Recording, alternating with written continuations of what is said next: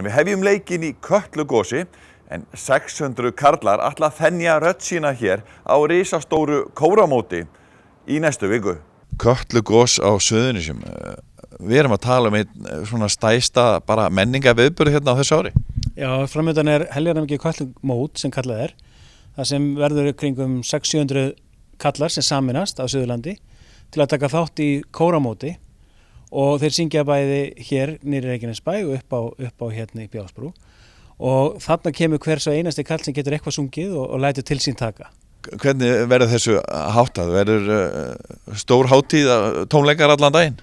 Já, við byrjum klukkan 1 hérna niður frá og þetta verður alltaf sama blettinum í kringum Stapann, kringum Hljómahöll.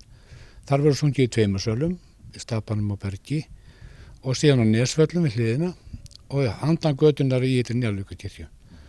Og fólk getur bara labbað á milli og valið sér tónleika, hálftíma í senn, valið sér kóra og valið sér tónleika. Mismunandi lagaval og mismunandi kórar. Hvað þetta margir kallar sem að koma? Já, við eigum vona á 600 köllum á svæðið. Og hérna, já eins og ég segi, þarna syngur hver kóri 20 mínútur. Og síðar daginn þá færum við okkur upp í Ásbrú, allir kallarnir og gerum eitt stóran 600 manna kór og þar verða tónleikar frá 4:30 til 6. Sameiginlegir með stór hljómsveit úr Reykjanesbæ, tónlistarskóla Reykjanesbæjar, bæði lúðrasveitin og léttsveitin sem Karen hefur verið að undirbúa og æfa, rosalega flott hjá þeim. Og hvað ætlið þið að syngja? Við syngjum hérna, sameiginlegi kórinn syngur efni sem hérna heimanað. Við lögðum áherslu á það að vera með efni sem tengir Suðurnesjum einn eða annan hátt og það er hérna bæði pop og svo líka bara hefðbundin kallakóralög og svo eitt nýtt lag sem við létum semja sérstaklega fyrir mótið sem bæjarlistamaður Reykjanesbæjar samdi, Sigurður Sævarsson og nú allir kórar búin að æfa þetta hver í sínu horni, alveg frá austan á Hornafirði og hingað vestur land og vestur á hérna, ég get sagt stór Reykjavíkursvæði sem kemur og við saminum svo í öllum þessum lögum sem koma hérna heimanað. Þannig að það er heljarinnar Suðurnesja bragur á þessu og það er nýbreytni að tengja þetta svæðinu sem þeirra sem halda mótið.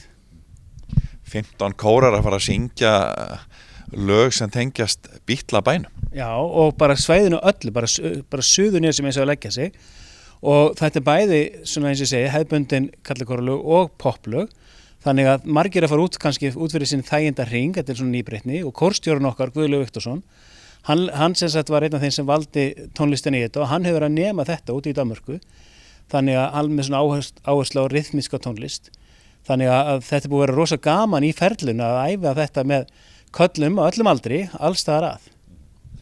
Hvernig að undirbúa svona? Er þetta ekki stórmál? Jú, þetta er heilmikið vinna og við höfum bara hefnir eiga duglega kalla sem að hafa brett upp ermarnar og drifist í þetta. Langar að nefna það að með þess að hafa aðrir kórar á svæðinu komið til okkur til hjálpar eins og víkingarnir sem ætla að koma og syngja með okkur og hafa verið að smíða með okkur og hjálpa okkur. Þannig að við erum mjög þakkláttir þeim.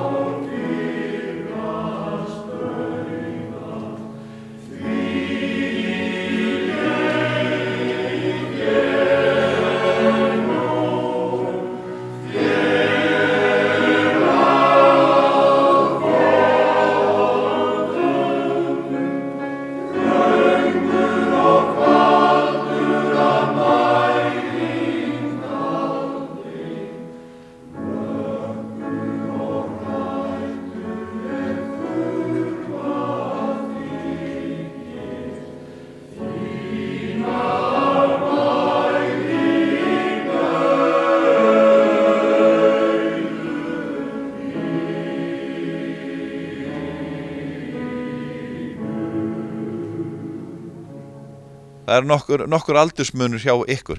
Hvernig það? Hvernig aldurssamsetningin í karlakórum í dag? Þetta allt eldri menn eða hvernig gengur ykkur að fá yngri menn eins og Þórðar og fleiri? Það hefur gengið træglega. Menn eru svo mikið í ræktinni bara á eitthvað annað að gera. Ég reynda var þannig að það var sonur minn sem að dró mig í kórinn, þannig að það er bara bæði og. En jú, það því miður, þá þetta, menn eru eldast í þessum kórum. Gamaldags að vera í kór? Það er kannski svolítið gamaldags og þetta er líka skuldbindning að vera í kór, en við sjáum það á sameiginlefingunum að þar eru svolítið breyting á milli kóra, svolítið aldursdreifingin. Það eru strákar sem hafa sameinast í kóra sem leggja áherslu að vera með yngri menn, en það er svolítið fyndið og nefnir ég sé einn af yngri mönnunum, ég er að vera 50, þannig en þeir eru sonur þinn og svo yngsti, hann er 28 ára og við erum svona í eldri kantunum, bæði hérna í Keflavík og bara í kórum almennt. En það er líka bara sumlítið gott, þetta hérna sameinar ólíkan aldur og það er það sem gefur að vera í karlakór, það er ekki neitt munur á hvað maður er gamall, þetta er bara, maður hefur áhuga á því að syngja og koma saman og taka svolítið hraustlega á því. Hvernig er starfið hjá eins og karlakór Keflavíkur? Það að æfa oft í viku, það að halda marga tónleika á hverju ári? Já, við æfum 2 í viku venjulega og erum þá svona 1,5–2 tími í senn. Síðan bara hefðbundi hjá okkur að vera með jólatónleika, með kertatónleika í Ytri Njarðvíkurkirkju. Fáum þá oftast einhvern kór með okkur og síðan vortónleikar og síðan svona, eins og það segja, hljómsveitunum smá gigg á milli. Við hefum sungið í árshátíðum og annað slíkt sko.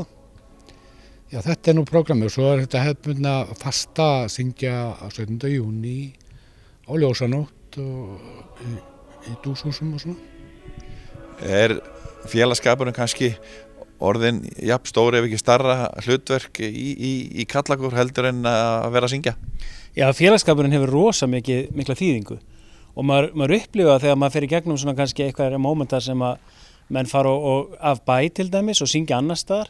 Félagsskapurinn að vera saman menn á ólíkum aldri og konurna meðjafnvel, að þá þetta svo þéttur hópur og ég hef reynda bara persónlega hvað þessi karlakóra hópur til dæmis í Keflavík óbáslega sterkur þegar á þar að halda og það er alveg ótrúlegt að sjá að það komi þarna menn eftir vinnu til þess að smíða palla eins og búið núna í þessum undirbúningi og menn eru boðnir og búinir, allir sem leita til þeir koma og leggja sitt að mörkum. Auðvitað mæði mikið á núna með að við erum undirbúið þetta, en þess utan bara félagsskapurinn og starfi þáttaka í félagsstarfinu líka svo mikið, en það er söngurinn sem sameinar okkur fyrst og síðast. En svona lokum, þetta búið að vera stór mál og þið eruð á skemmtilegum stöðu á gamla varnarsvæðinu á Ásbrú haldið þar stórtónleikana þar sem að 600 kallar ætla að syngja í kvikmyndaverinu Atlantic Studios, þannig að það verður stemming. Ó já, það verður helling stemming. Þetta er bara eins og starfi innan fótboltavellarna og kórinn tekur halvan salinn, þannig að það verður bara yfirþyrmandi fyrir það sem koma, ég lofa því. Já, algjörlega og ég held að þetta verður svona einstaklega upplifun því að bæður aðstæðuna sérstaklega góður hjá okkur í öllum tónleikasölunum og svo bara búið að leggja mikið undir. Við erum með frábæra krakka og fólk úr tónlistaskólanum, góður samstarfi og svo þegar menn leggja svona saman á einum góðum degi hér á Suðurnesjum þá að vona miklu. Og verður fjör í nýju hljómahöllinni líka og gaman fyrir þetta fólk sem að koma kannski þangað í fyrsta skipti? Algjörlega.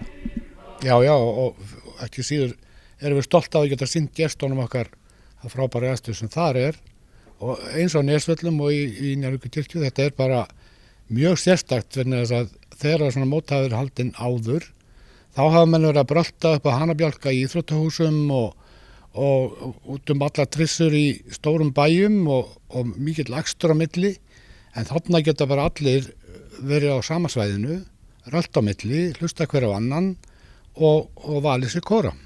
Svo má ekki gleyma að þetta hellingskynning fyrir svæðið. Við náttúrulega erum allt Suðurland, alveg austan af Höfn í Hornafirði og konurnar koma með mjög mörgum og við verðum með sérstaklega ferð fyrir þær, kynna þeim svæðið og það eitthvað sem við mögum kannski bara vera aðeins svona montin af Suðurnesjamenn, hvað við höfum upp á að bjóða. Við getum valið alveg úrvali af alls konar stöðum til að heimsækja og menningarviðburðum og það það sem við ætlum að láta fólk fara með heim, það að fara með jákvæða lífsreynslu á Suðurnesjum.